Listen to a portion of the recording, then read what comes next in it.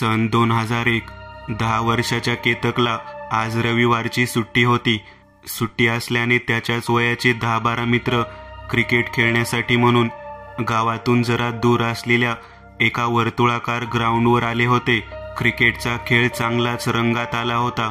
खेळाच्या नादात सर्व मुलांना वेळेची विसर पडली होती. पाहता पाहता आकाशात झाकोळ पडायला सुरुवात झाली होती. सफेद आकाशातल्या ढगांना हलकासा गुलाबी रंगाची छटा प्राप्त झाली होती. वातावरणातही तो गुलाबी रंगाचा फिकटसर प्रकाश पसरला होता. संध्याकाळची हलकीशी हवा सुटली होती. घामाने डबडबलेल्या मुलांची शरीर हवेने सुकली होती. सर्व मुलांच्या कपड्यांना घामाचा वास येत होता. बॅट्समॅन म्हणून स्ट्रायकरवर केतक उर्फ केतन उभा होता. त्याने दोन्ही हातात बॅट पकडली होती. टपोरे डोळे बॉलवर खिळले होते. केतनच्या अंगात एक हाफ टी शर्ट, खाली हाफ पॅन्ट. केतनच्या गळ्यातून एक लॉकेट बाहेर आलेला दिसत होता, काळ्या दोऱ्याचा, ज्यात श्री गणेश बाप्पाची प्लास्टिकची सोनेरी रंगाची लहानशी मूर्ती होती. बाप्पा यार, 6 जाऊ दे, काही पण करून मॅच जिंकायची आहे यार. चैन खुली की मैन खुली. केतनने बाप्पाची मदत मागितली आणि इकडून बॉलरने बॉम्ब फेकावा तसा केतकच्या दिशेने बॉल फेकला. केतनच्या चाणाक्ष नजरेने दात ओठ खात बॉलवर खुनशी नजरेने पाहत हातात असलेल्या बॅटला गच्च पकडत तीच बॅट मागे घेऊन जात वेगाने पुढे आणली व अति प्रकांड वेगाने चेंडूचा मुडदा पाडला. फट असा आवाज होत हिरव्या रंगाचा टेनिस बॉल सुई असा आवाज करत आकाशाच्या दिशेने रॉकेटप्रमाणे सूर घेत प्रस्थान झाला. केतक तोंडाचा आवासत हसत मोठ्या आनंदाने उड्या मारत वर आकाशातून पुढे पुढे जाणाऱ्या चेंडूला पाहत होता. तोच तो चेंडू मैदानाची सीमारेषा पार करत एका कंपाऊंडच्या आत घुसला. चेंडू त्या कंपाऊंडच्या आत घुसला हे पाहता केतन सहितच त्याच्या सर्व मित्रांचे चेहरे भय उत्पन्न भावनेने पांढरे पडले. आकाशात पसरलेल्या झाकोळीने अशुभ धोक्याची जणू सूचना पहिलेच लावून दिली होती की काय, म्हणूनच वातावरणात बदल झाला होता. मैदानावर उपस्थित सर्व मुलं गोलाकार वर्तुळात उभी राहिली.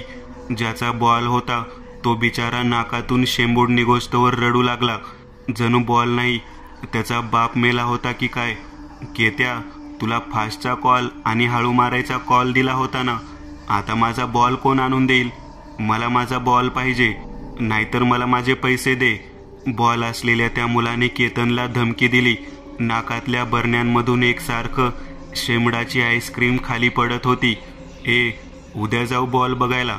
हवं तर आता नको, जाम काळोख झाला आहे आणि त्या कंपाऊंडच्या पलीकडे काय आहे माहिती आहे ना, म्हणे ती करणी करणाऱ्यांची जागा आहे. लिंबे बिंबे भूतांचे उतरवलेले उतारे टाकतात तिथे, एक मुलगा म्हणाला. त्याच्या स्वरात भयाची काजळी होती. स्वर भीतीने जरासा लहान चिरकस झाला होता.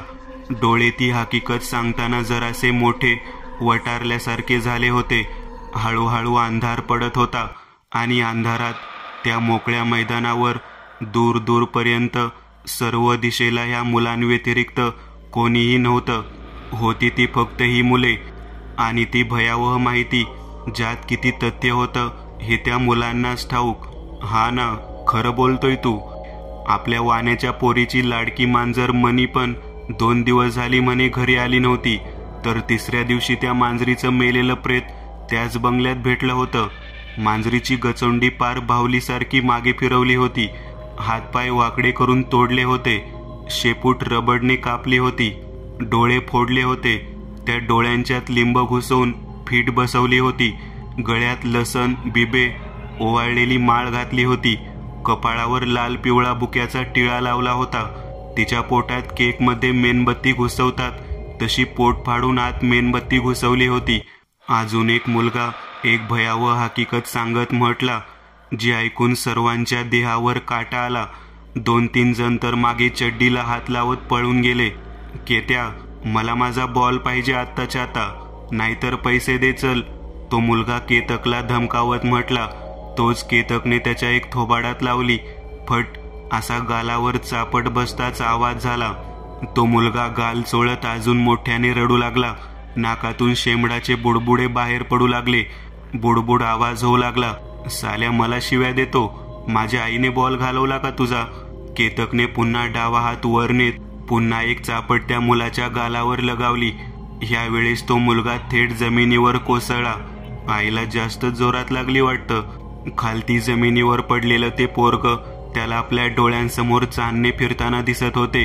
2-3 वेळा त्याने मान झटकली, जेव्हा जाऊन कुठे त्याला जराशी शुद्ध आली. ए चला रे, ह्या लेकाचा आपण बॉल आणून देऊ, चला. केतन आपल्या मित्रांना म्हटला. आपण हा शब्द ऐकून केतनच्या मित्रांच्या तोंडचं पाणी पळालं. ज्या जागेत दिवसा जायलाही मोठी माणसं भीतात, तिथे आपण संध्याकाळी ह्या काळोखात बॉल शोधायला जायचं. सर्वांचा नकार आला. सर्वांना वाण्याच्या पोरीच्या मांजरीचं जसं हाल झालं तसं स्वतः होईल ह्या भीतीने कोणीही जायला तयार नव्हतं. ठीक आहे, मीच जातो. पण केतन हळूच 2 पायांवर खाली बसला. तसं त्याआधीच 2 चापटी खाऊन गप बसलेल्या मुलाने दोन्ही गालांवर एक औंढा गिळत हात ठेवला. तुझा बॉल तुला आणून देतो, पण हा बॉल दिला की अजून 2 बुक्या ताणून घ्यायला तयार राहा. केतन असं म्हणतच निघून गेला. मागे तो जमिनीवर गालावर हात ठेवून बसलेला मुलगा, बाकीची मुलं केतनला पुढे पुढे जाताना पाहत होती. काय माहिती तो पुन्हा दिसणार होता की नाही, देवालाच ठाऊक. केतनने मैदानाची सीमा ओलांडली. आता तो एक 8 फूट उंचीच्या कंपाऊंड पाशी उभा होता. कसं तरी केतन त्या कंपाऊंडवर चढला. कंपाऊंडवरून त्याने खाली उडी मारली. जमिनीवर पाय आदळताच धप असा आवाज झाला. कंपाऊंडच्या पलीकडे एक बसकं घर होतं. न वापरातलं घर. त्या घराकडे पाहून असं वाटत होतं की कित्येक तरी वर्ष ते घर बंदच असावं. घराच्या अवतीभोवती कमरे इतकं वाढलेलं, उन्हात पिकून गेलेलं सोनेरी रंगाचं गवत दिसत होतं. संध्याकाळच्या मंद हवेच्या तालावरती ते गवत थिरकत होतं. गवत हालताच सळसळ आवाज येत होता. केतनच्या समोर एक बसकं घर होतं. 7 फूट उंचीची भिंत, ज्या भिंतीवर कुठे कुठे गवत उगवलं होतं, पिकून गेलं होतं. घराच्या मधोमध 5 फूट उंचीचा दारुड्यासारखा अर्धवट तुटून झुकलेला दरवाजा दिसत होता. दरवाजापासून 3 फूट लांब दोन्ही दिशेंना 2 काचेच्या चौकोनी खिडक्या होत्या. त्यातल्या एका खिडकीची काच फुटली होती. नक्कीच त्या फुटलेल्या काचेतून चेंडू आत घरात गेला होता. अर्धवट तुटलेल्या दरवाजाच्या फटीतून घरात दबा धरून बसलेला काळोख नजरेस पडत होता. त्या काळोखाची गडदता इतकी गर्द खोल होती की तो अंधार नाही, जणू एक काळोखाचा कपडाच आत लावला आहे असं भासत होतं. त्याच काळोखात 2 सेकंदाकरिता 2 पिवळ्या रंगाच्या 2 डोळ्यांची जोडी चकाकली. अंधारातून ते डोळे वेगानं केतनच्या दिशेने पुढे पुढे सरकत येऊ लागले. केतनच्या पायाखालची जमीन सरकली. डोळे कासवासारखे मोठे झाले. तोंड भीतीने आवासला. पावले एक एक करत मागे जाऊ लागली. ते 2 पिवळ्या रंगाचे डोळे, ते जे काही ध्यान होतं ते वेगानं दरवाजातून बाहेर पडलं. 4 पायांवर चालत तुरुतुरु धावत केतनपाशी आलं. ती एक मांजर होती. त्या मांजरीने आपल्या पिवळ्या धमक बेडकी डोळ्यांनी फिसकारत शेपूट ताट करत केतनकडे पाहिलं व धावतच निघून गेली. चायला ह्या मांजरीच्या, अर्धा जीव इथंच मरून गेला माझा. वापस भेट मला, तुझी तर पुंगीच वाजवतो साली, केतन स्वतःशीच म्हटला. तो उघड्या दरवाजातून आत आला. आत येताच एक घाणेरडा, कुबट, मांस कुजून गेलेला वास त्याच्या नाकात झिंझिने आणून गेला. चायला काय घाण वास आहे. ही मांजर नक्कीच उंदरांना किडनॅप करून इथे आणत असेल आणि त्यांचा गेम वाजवत असणार, केतन स्वतःशीच म्हणाला. अंधाराला नजर सरावताच जागेवर उभं राहूनच त्याने अवतीभोवतीचं दृश्य नजरेने निहाळलं. केतन जिथे उभा होता तो एक हॉल होता. हॉलमध्ये एक सोफा होता. त्या सोफ्याची कवर फाडली होती. त्यातून कापूस बाहेर पडला होता. हॉलच्या उजव्या बाजूला एक दरवाजा होता.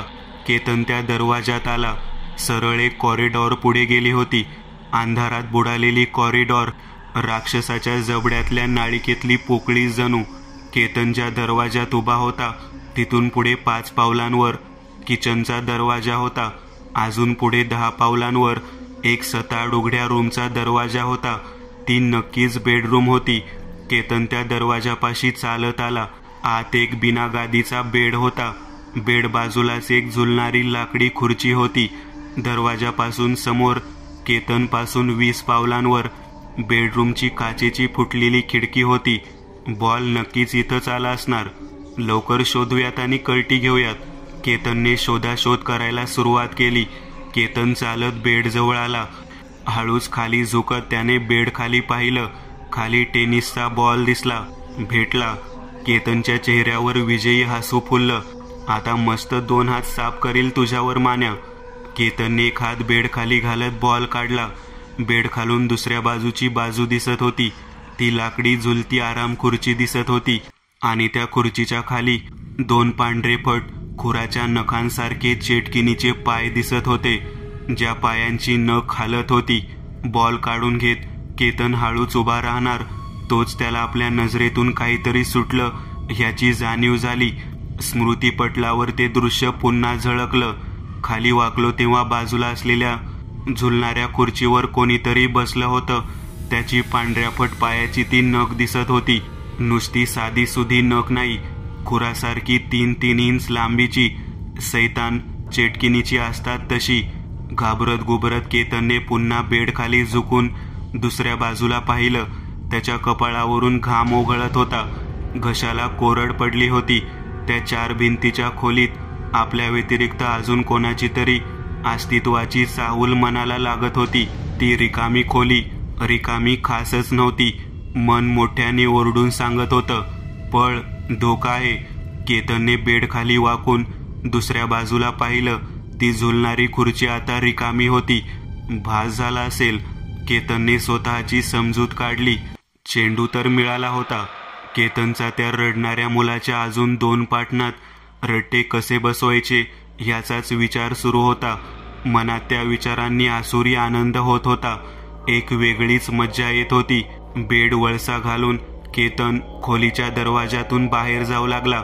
दरवाजापाशी येताच त्याच्या उजव्या अंगाला त्या जुळणाऱ्या खुर्चीत अंधुक दृश्यासहित कोणीतरी बसलं होतं. पूर्ण अंगावर काळेशार कपडे होते. खुर्चीत बसून ते ध्यान झुलत होतं.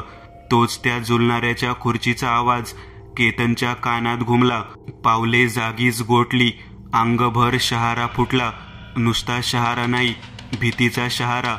उभ्या मणक्यावरून कोणीतरी धारधार गंजलेली सुरी फिरवावी तशी भीती पायाच्या तळव्यापासून ते मेंदूपर्यंत करंट दौडून गेली.